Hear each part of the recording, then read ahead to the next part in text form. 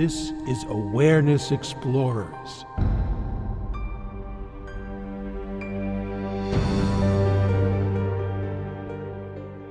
Welcome, friends and Awareness Explorers family, to another episode of Awareness Explorers. I am your co-host, Jonathan, and I'm with my trusty co-host and friend, BrianTomO'Connor, that is. Yep, good to see you. So we don't have a title for this one, but the idea is to talk about the truth of not knowing, or can we know anything, or we don't know anything, or something like that. Or is anything true? Is anything true? Ain't that the truth, that we don't know? Anyways, so we have a lot to say about this topic. And one of the things I do want to talk about is why we are exploring something like this, because I think it has a lot of potential advantages to any spiritual seeker. But what's the first thing that pops into your head? Well, I also thought of, why we're talking about this subject. For me, the reason that we're talking about it is because I believe that truth is something that the mind conceives of. And let's just define the mind as the conceptual or verbal mind. And I don't believe that it is equipped to see reality as it really is. So I think truth is simply a concept in the mind. And so that's why I wanted to explore it. How about you? Well, I think there's some benefits to loosening the screw in our head that thinks it knows anything for sure. I think when you look at this subject and dissect it, you see how little we know and how little we can know anything. And that can lead to maybe a letting go of beliefs or not holding on so tightly to them.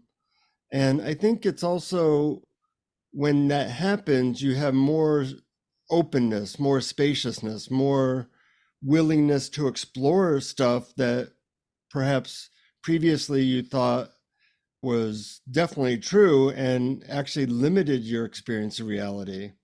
On a very practical level, when I was a kid, I had a stepfather that used to beat me up every so often. And one time he beat me up pretty bad, and I thought that was the worst day of my life.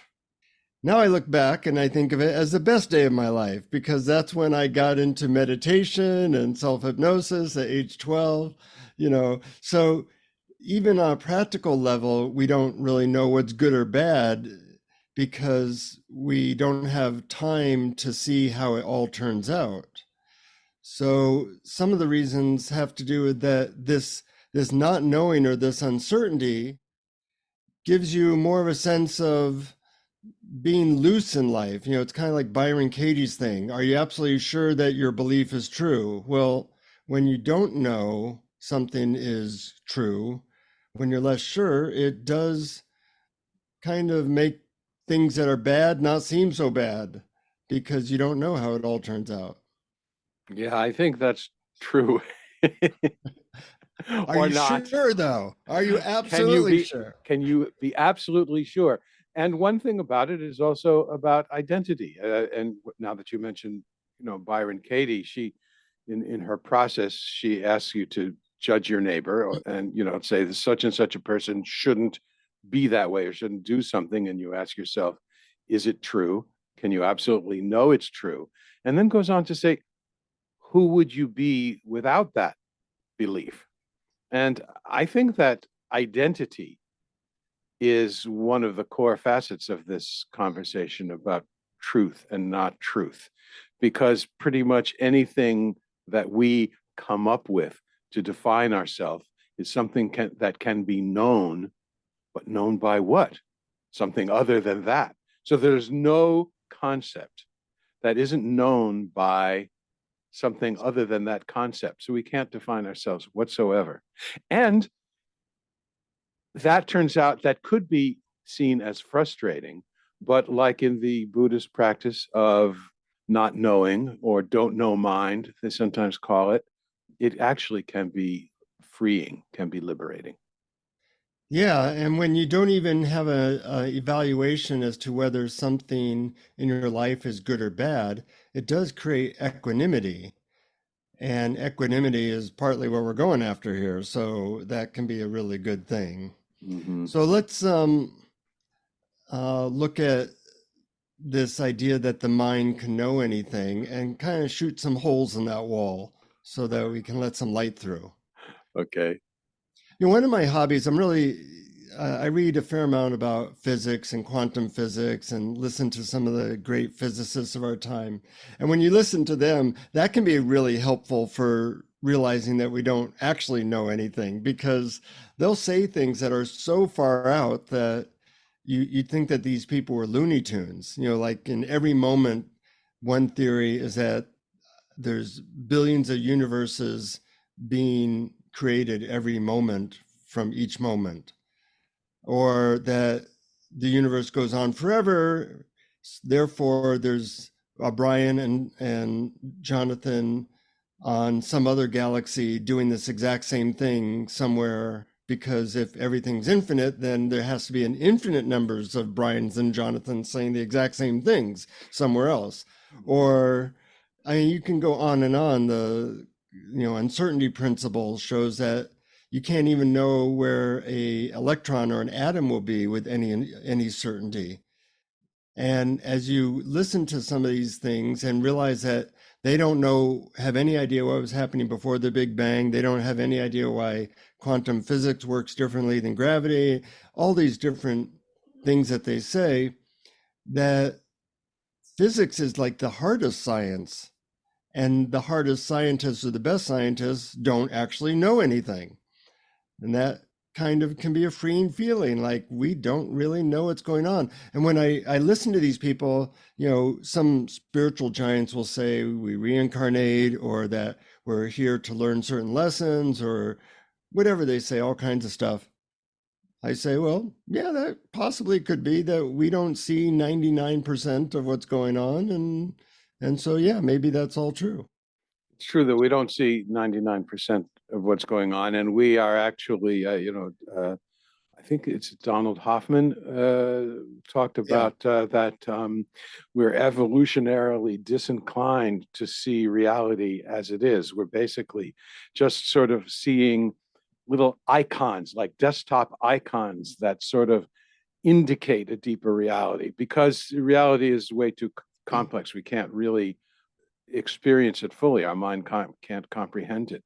There is, though, a certain practical element of it. If you're just talking about practicality, then yes, there are certain things that can be true. For example, quantum physics has certainly led to a great many practical inventions, so that even though we might not be able to know things, we are able to predict the probability of things happening and therefore build instruments and machines and stuff that actually do stuff that's helpful to us. And of course, if you ask, well, is it true that this particular museum is closed on Monday? You can say, yes, that's true. But that's not what we're talking about here, Yeah.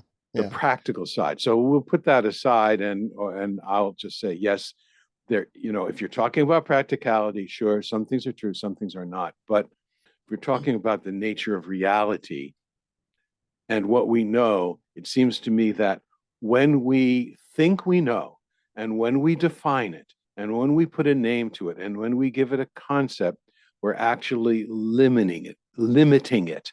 We're actually filtering reality with our thinking verbal mind instead of directly experiencing it.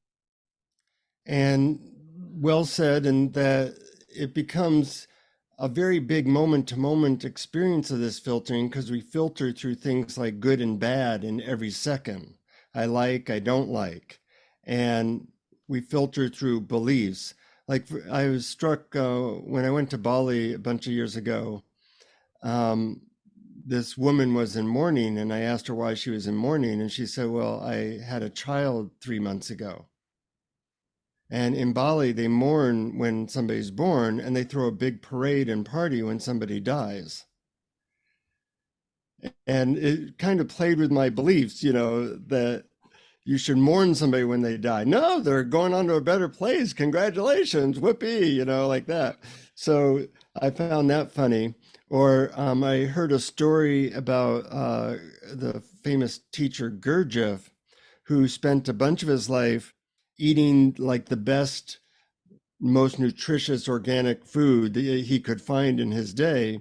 And then he met this high teacher who he had great respect for. And the teacher told him, oh, you shouldn't, eat that type of food, and you shouldn't chew it 100 times like he was doing it. You should eat any kind of crap that you can find. And, if there's a bone, don't even bother chewing it. Just try and swallow the whole thing. And that will make your system stronger, because it has to like now work to digest that food and give it energy to your body. And Gurdjieff's reaction to this was like, well, both points of view made sense. Eat healthy food or eat crappy food, from what this guy was saying, and that he really didn't know. And that went on to other things. Is it good to do this spiritual practice? Well, not if it builds my ego. Is it good to, have good hygiene? Well, maybe that makes me more sick because now I'm not exposed to germs. I mean, any concept that we could come across, there are people who will have an opposite point of view. And I think that can be a little scary, but it can also be kind of like, well, this is my best guess and that's what I'm going to do. And who knows? Yes. And when you let go of that, you're letting go of positionality. Mm-hmm. And positionality is something that defines you as separate from everything else. And so that's why, that's a good thing to let go of. What you just said also reminds me of my favorite quote from Shakespeare, which is, nothing is either good or bad, but thinking makes it so. And we do a lot of thinking. So we make a lot of things good and bad. That's right. That's right. And even in the spiritual world, we have a lot of concepts. And even what we talk about awareness, there are a lot of concepts. And I remember Wayne Lickerman was is still a spiritual teacher, but he used to come to New York a lot. So I used to go to see him. And he opened every talk with, nothing I'm about to say is true. Except that. Well, see, that's the thing. That's not true either. Uh-huh. And when you think of that, okay, like, is there free will? It's not true that there is free will. It's not true that there is no free will. Yeah. When you hold both of those in the same time, you can sort of short circuit that desire to nail things down. And that's what Zen koans are about short circuiting the mind's insistence on describing everything in mental concepts instead of, as I said before, instead of direct experience.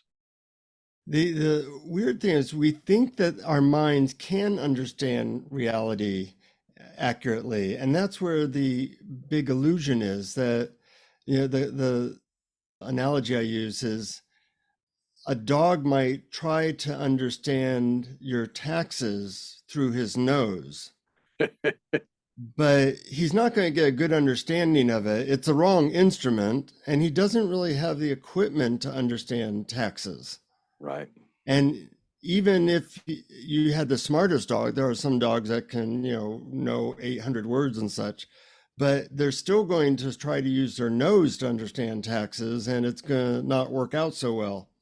And the same thing, is true if you think of an ant trying to understand quantum physics. The smartest ant in the world might have some concept of something, but they are going to be so far from really understanding quantum physics that in a way they have zero understanding. And it might be the same with us in reality. The difference between an ant and quantum physics might be a lot less than the difference between us trying to understand God. Because God, if there is such a thing that we want to use that term, would be pretty infinite. And we can't understand anything like that. And yet we try and we think that we're getting close, but it's really a wrong instrument for understanding reality. That's absolutely right. It's just simply the wrong organ. Our analytical mind at least in terms of searching for spiritual awakening or realization, or however you want to define it, it's simply the wrong organ. It's by nature, the mind by its very nature is a tool to make distinctions between things for practical reasons. But if reality is such that there's just simply energy waving and rising and falling in various temporary forms, and nothing is separate from anything else, and we are that universal energy, then there's absolutely no way the mind could comprehend it. And yet, at the same time, even though the analytical mind can't comprehend it, when it quiets down, when you stop looking to the analytical mind for answers, that feeling, that the nature of that universal oneness, which allows everything and is totally okay with everything to exist, can actually somehow waft its perfume back into your individual existence. And it's a mystery how that happens, but I believe that we can experience it, we can feel into it without the analytical mind. Said so poetically. Oh, thank Waft you. the perfume of that experience. I love that. And you're right. It's not done through the mind. It's done through the quieting of the mind. And it's hard to even describe what that organ is. That somehow you can be truth. You can't understand truth. Yeah, that's really a great summary right there, and it's very close to my favorite expression. You can't see it, you can only be it. Mm-hmm. Truth is always, if there is such a thing, is just the idea of it is that it's something separate and static. And in reality, nothing is separate and static. So you've missed the boat from step one. Exactly. You missed the one from step one. That's perfect. Speaking of when that quote that I quoted from Shakespeare, I was just wondering if you would mind. When we were looking, when I was preparing for this episode, I was looking for some interesting quotes, and I found a few that really are germane to what we're talking about and summarize it really well. And the first one is about what we talked about the practical truth. And William James, the psychologist, said, "If it is useful, it is true." I don't know if that's true, but I think that that's sort of step one. And Rupert Spira said, and this is, very close to the bone here at Awareness Explorers, he says, awareness cannot be modeled. In other words, we talk about awareness as if it's a thing that we can bring about, that we don't have, or and it's none of that. It's absolutely can't be described, and that's why what you said earlier, and the fact that you can't see it, you can only be it, are true. And then my favorite one is from Adyashanti, and he wrote, "The liberating truth is not static; it is alive. It cannot be put into concepts and be understood by the mind. The truth lies beyond all forms of conceptual fundamentalism. What you are is the beyond, awake and present, here and now already." Mm, I like that. I like that. So going deeper into the practicality of some of the things we talked about, one of my favorite stories is a Sufi story. Most people have probably heard it. And then I made a poem of it about the old man and 12 horses. I thought I'd read the poem and then talk about the practical implications of that. If you haven't heard the story, this is a shortened version of it. Once long ago, there lived an old man. He had no money, he had no plan. All that he had was a horse oh so grand, and he and his horse lived off of the land. The king offered him riches for his horse so fine. "I'll give you my money if you make your horse mine." The old man said, "No, the horse won't be sold. He lives free with me. He lives free and bold." Then one day the horse, he was gone. "The horse has been stolen," the townfolk cried on. The old man said, "Friends, don't look so sad. Though the horse is gone, it may not be bad. Well, the horse soon returned with others by his side. There were 12 now of beauty and pride. The townfolk cried out, "Old man, you were right. You're blessed to have horses of unearthly delight." The old man had one much beloved son, who rode one of the horses one day just for fun. But he broke both his legs while playing this game, and the townfolk cried out, "Oh, what a shame!" The old man said, "Fools, don't judge so soon. You hear just one note, but you sing the whole tune. Who's to say what the future may hold? My son's legs are broken, but the future untold." Well, soon there was war, and the young men of town were all sent to fight, and every one was shot down. But the old man's son was saved from this plight. Since he had broken legs, he was not forced to fight. And the townfolk cried out, "Again you were right." But the old man replied, "Have you no sight? Only God knows what is and will be. To live and let live is to live and be free." I love that story. That is a great story, and it's a classic. And I like your rhymed couplet version of it as well. It's quite nice. Yeah. It's great. We don't know. Things simply happen. There is experience. All else is opinion. All else is just ephemeral mind stuff. And it can be useful to take our strongly held opinions and kind of put them through this "we don't know" filter. Mm-hmm. So say opinion I have is that death is bad. I don't want to die. So if I die in the next week, I'd be bummed out. Actually, I wouldn't be there. But, so a lot of our life is about avoiding illness, avoiding sickness, avoiding death, hoping that our friends and family don't die, things like that. And it's a very strongly held belief, but maybe like the Balinese, death is a graduation, and now you get to live in everlasting joy, and you get to be free of this problematic planet. So even with something big like that, you have to, as you look at it more closely, you have to say, well, I don't know. Yeah, I don't know. We don't know. We don't know anything. There are some truths that I believe in, but even them. What would be an example? Well, a primary one for me is that happiness is not dependent upon external circumstances. Okay. Happiness is our natural state within. But even that can be broken down. You want to try? Give me a shot. let me give you my best shot. Well, you have a certain limited experience for yourself that you also have been run through your filter of beliefs. So you don't know, maybe Joe Smith, when he sits in silence, his nature isn't happiness. Maybe it's horror. Granted, I can only speak truthfully about my own experience and not guess what others' experience is.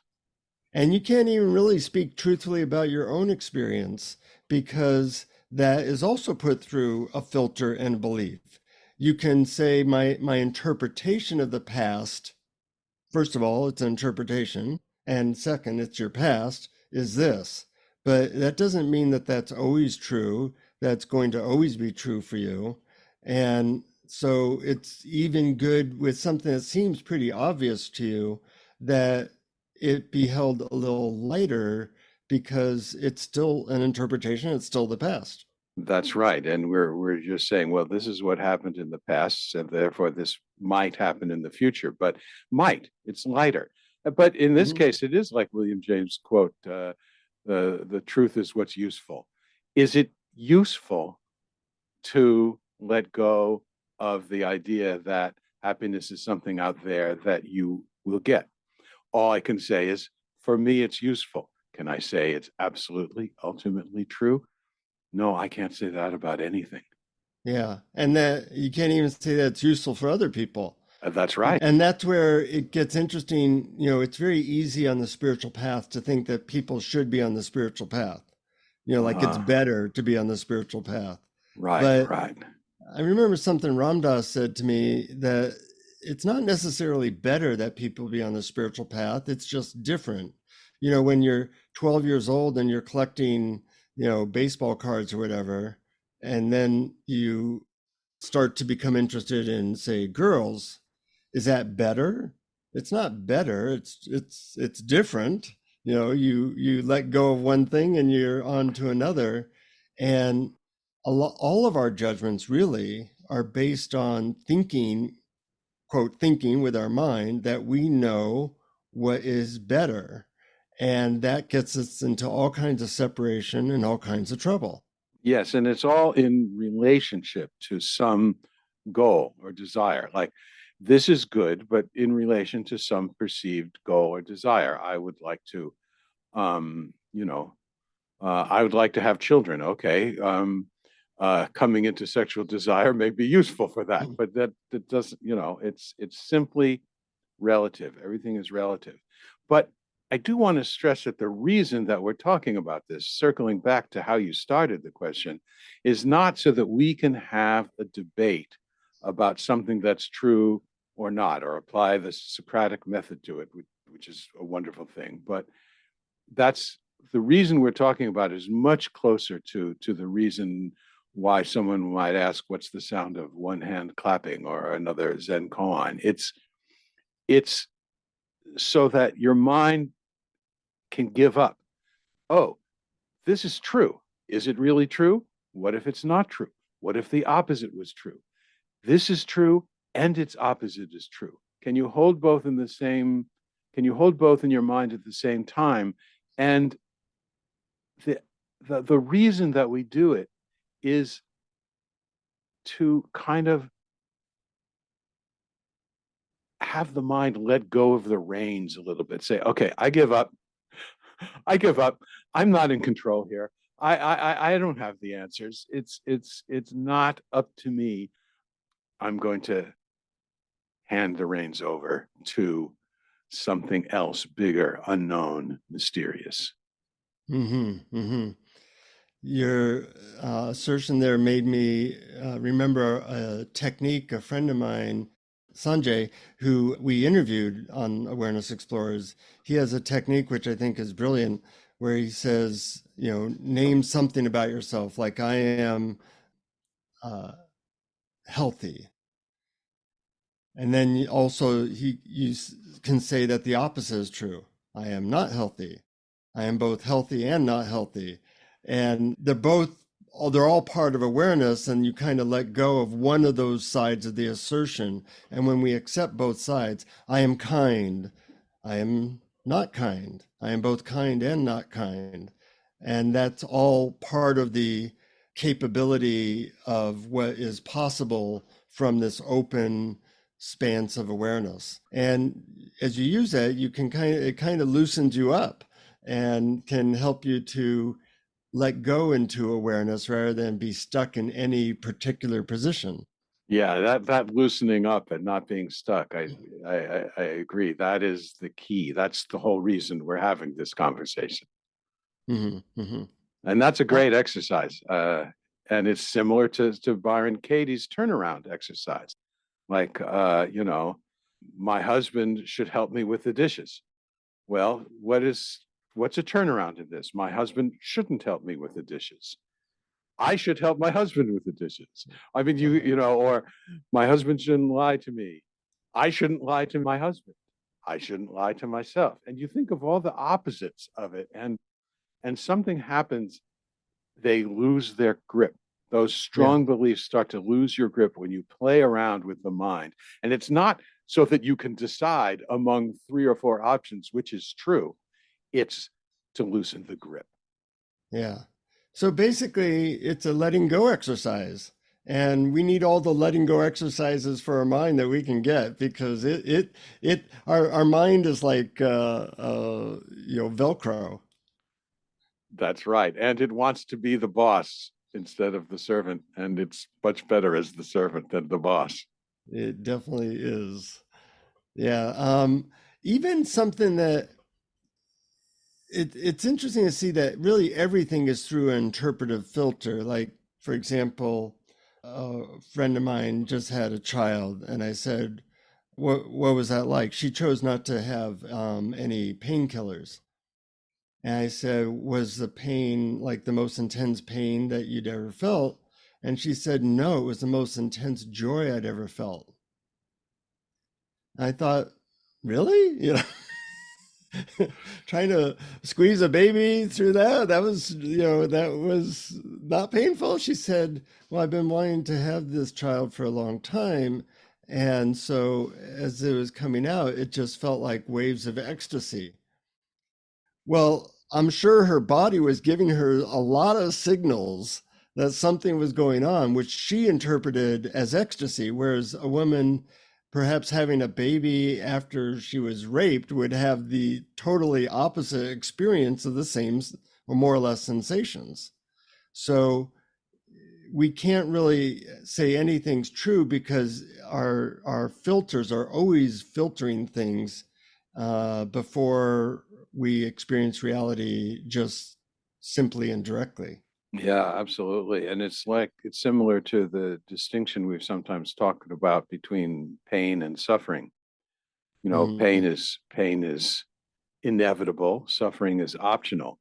And pain is something that happens in the body and it's a signal that something might need attention. Suffering is the idea it shouldn't be. Mhm. And that's all concept in the mind. And it's not true. Uh, it's again to quote Byron Katie. How do you know if something should be happening? Ask yourself, what is happening? That's Yes. the answer. I also like her statement, when you argue with reality, you lose, but just 100% of the time. Yeah, that's a good one too. Uh-huh. You know, as a psychotherapist, a lot of times people ask me why questions like, why am I having to deal with this? Or why is there global warming? Or why am I depressed? Or things like that. And I say, well, the actual answer to that answer is would require infinity to answer because everything is interrelated. So why are you depressed? Well, your parents beat you, and the moon or the Mercury's in retrograde, and you ate a sandwich today that had, and you have certain neurotransmitters that are not working well, and you interpreted this situation to be that. I mean, it would go on forever. That's But the right. mind likes to look at things in terms of it's this or that. Like we want to take all of reality and interpret it as either good or bad or right or wrong. And it's so ridiculous because the actual aspect of reality is hundreds of billions of interactions. Sure, So, like that butterfly 1,000 miles away. right. So, there's things like global warming and politics and your health and all these that we judge them as good as bad, but really in quote reality, we don't know. We don't even know what the purpose of human life is. So how can we even judge it? We'd have to judge it against whether it's moving us in that direction, but we don't know what the ultimate goal is. So we can't even judge it based on some, target. Absolutely. And we don't even know if there is a goal or a purpose.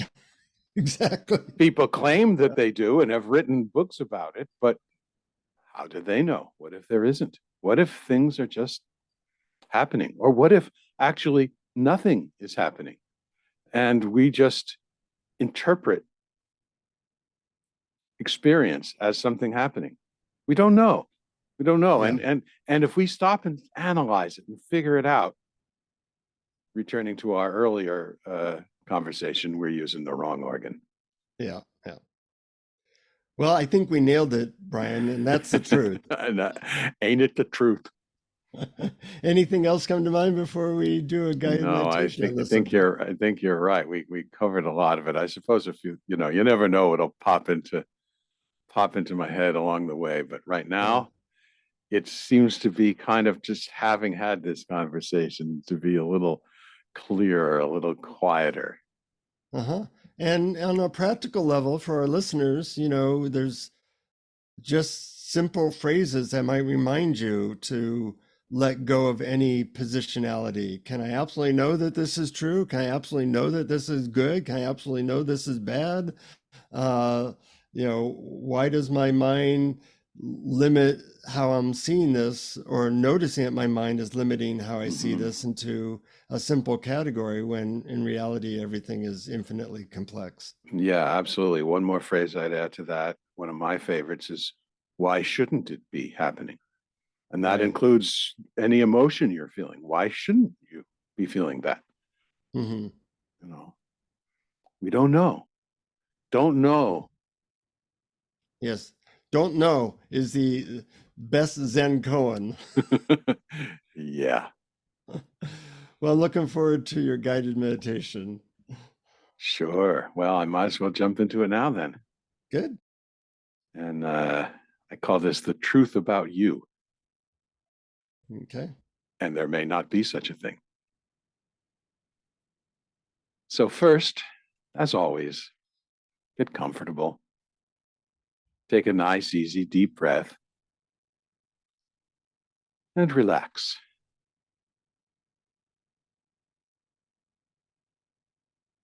In this meditation, we're going to narrow down the scope of what's true and what isn't to what's true about ourselves. I'm going to ask you to think of things that you believe to be true about yourself. Let's start with your profession. For example, I am a nurse. I am a realtor. I am retired. I am unemployed.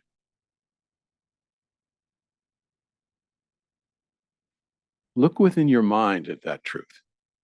Notice that there's an image that goes along with it. Sometimes it's a still picture, sometimes a moving image, sometimes it's just a feeling, sometimes just a concept. Notice that the image or picture or feeling is known. Ask yourself, who is this known by?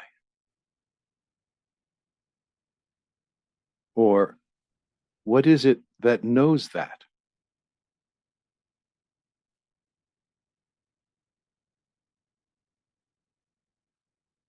Notice that there is someone or something that knows that concept, that image. Someone or something to whom that image appears. Something other than that image or concept.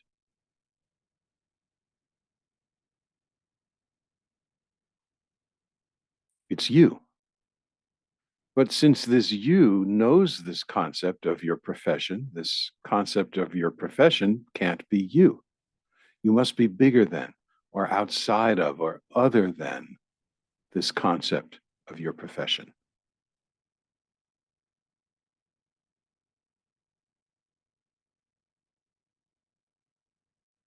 Now think of something else that you believe to be true about yourself.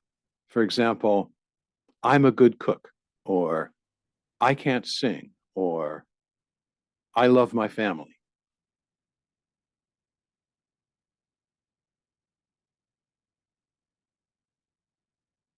Look within your mind at that truth. Notice that there's an image that goes along with it. Sometimes it's just a concept. Notice that that image or concept is a thought. It is only a thought. Notice that it has no substance. It's not made of anything, except maybe temporary, ephemeral nothingness. Let's call it mind stuff.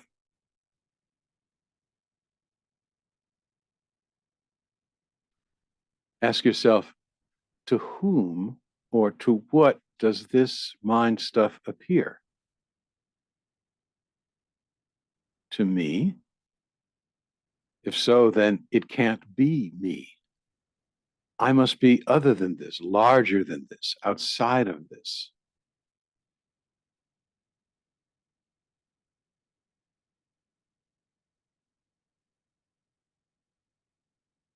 Ask yourself, what is this me?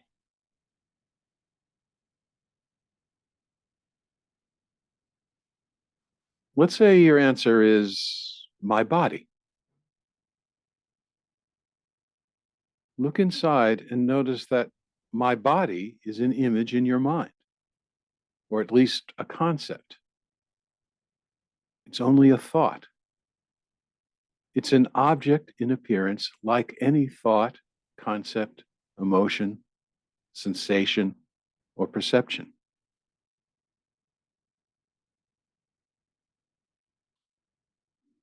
Who or what knows this image or concept?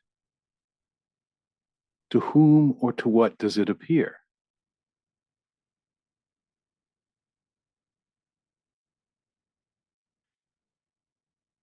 It must be something other than my body.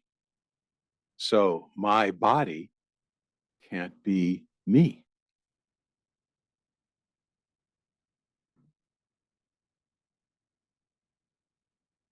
So let's take a look at this I that knows these images or this mind stuff, this I to whom it appears. What is it? Wait for an answer to arise.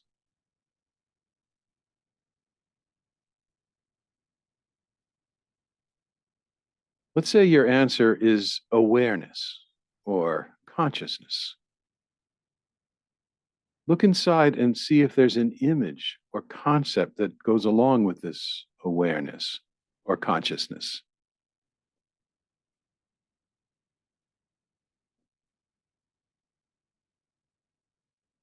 To whom does this image or concept appear? Is that me? Well, it can't be me if I'm aware of it.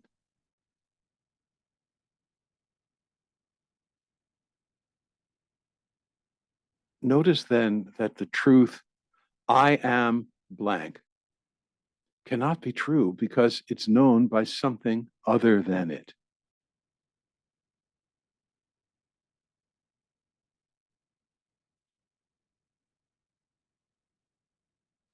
Now take the statement, it is known by something other than it.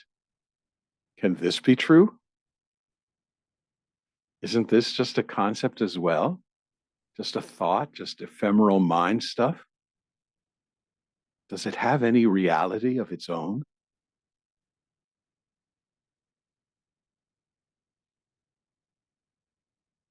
Just for now, just for a few moments, imagine, what if this were true? What if anything I could possibly think of is only a temporary movement of mind stuff and has no relation to reality?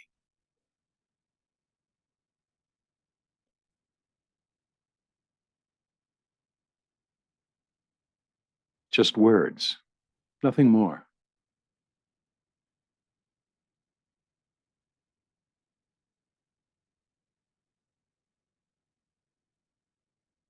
Now ask yourself, what in my present experience can I know without using words to describe it?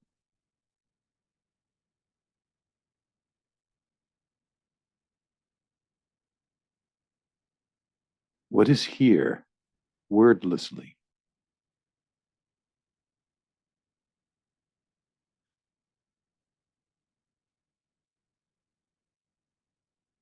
If words come, just imagine them arriving on a surface so slippery that they just slide right on out the other side.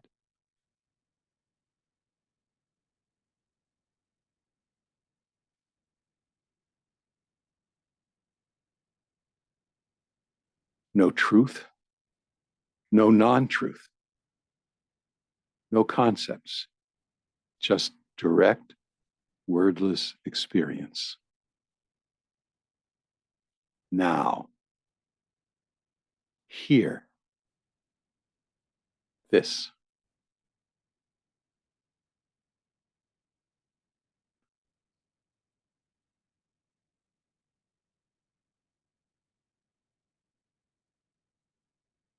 And of course, nothing I've just said is true. Nothing I've just said is not true. Reality is beyond true or false, beyond concepts, beyond words, beyond thought.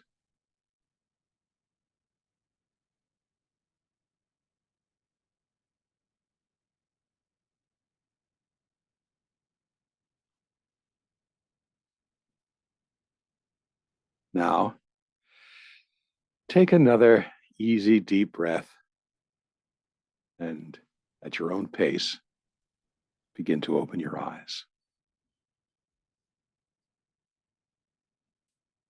Hey, Jonathan, we're back. I think you short-circuited my mind. Oh, good. There was steam coming out of there for a moment. Nice. Uh-huh. Thank you for that. Yeah. A quick shout out to our Patreon supporters. Thank you for supporting us. For as little $1 a month, you can get a bunch of extra stuff. So go to patreon.com/awareness explorers if you're interested in knowing about that.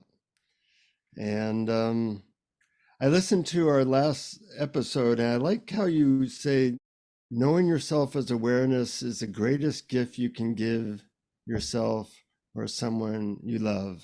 And I think that's true. So pass this on to your friends and family, because a lot of people are hurting out there and they could use some inner peace. Yeah, that's true. Or not. Or not. Caught ya.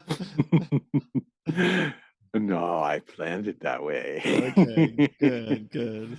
But yeah, really, just know nothing, we try. We're just trying to put into words stuff that cannot be possibly put into words. And like the Tao Te Ching says, the way cannot be put into words, and then it uses, several 10,000 thousand words. Yeah. But you got to try, because they can point to the direct experience of reality. And then when that pointer points, you don't keep looking at the finger that's pointing. Yep. Good word, stand by. And I hope that you use some of these ideas and you help you to go beyond the mind into something a little bit more deeper and richer. Until next time, keep exploring. Keep exploring. Thank you for listening to Awareness Explorers. To learn more, you can check out our website at awarenessexplorers.com. Please subscribe to our podcast on your favorite podcast app. We'd love it if you would post a review. And please share our link on Facebook and with family and friends, because knowing yourself as awareness is the greatest gift you can give yourself or someone you love.